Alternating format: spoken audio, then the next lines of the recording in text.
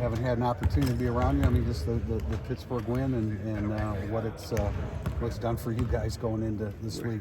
Yeah, it's you know, we've been in some, trying to talk to our guys, we've been in some game situation games, and we've kind of made some plays. Obviously, Blake here against Kentucky and Prentice the other night, and made some big plays down the stretch. Even the Indiana game, you know, to get back in it and have some possessions to get over the hump. Corpus Christi here, you know, we had game pressure on us. So we've kind of been in these close games. I'm hoping we can keep being close games and be confident, because we have been, you know, the last couple.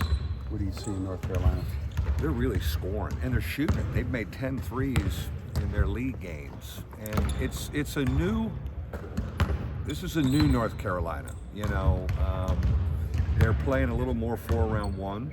You know, they're not playing the two big guys as much now. One is questionable because he banged his head pretty good, Garcia, the other day. But even so, with Manic, who lit us up in the Garden a couple years ago, we know his act. And so they're kind of stretching you, and then they're even playing four guards a little bit with Black as the second big, kind of like how we play.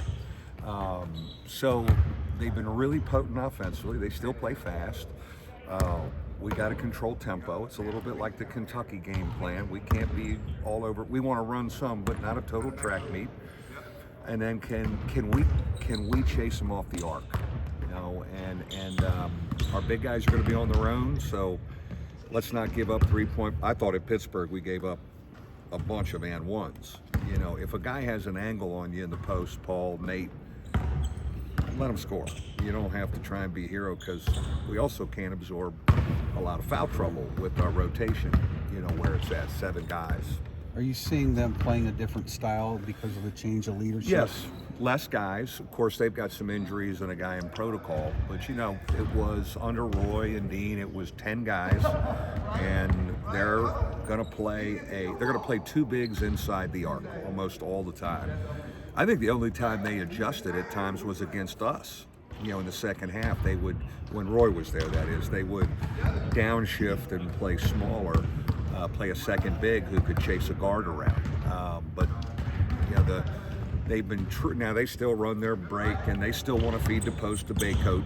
You know, he is a great low post guy, and they still pound the offensive boards, which we've gotten better at. We've been a little better. I've been encouraged on how we've been keeping people, for the most part, one and done, and that'll be a challenge tomorrow. But I think with Hubert, they're definitely, you know, they're playing a little differently, and they're really confident scoring. Their guards are really good. They're really confident in shooting the ball right now. You happy that Hub is the guy that stepped up and hit that shot for you? Yeah, we needed him, Tim. You know, I mean, I always look back and go, when a guy's not going, you know, what did I do wrong? What could I have done, you know, the first month of the season, where, you know, to help him or whatever, and confidence. And you know, coming out of, I think, the Indiana game, we said, look, you're going back in the starting lineup, and let's go. Let's stop. We need his voice out there. We need his presence out there. I think he really helps Blake Wesley,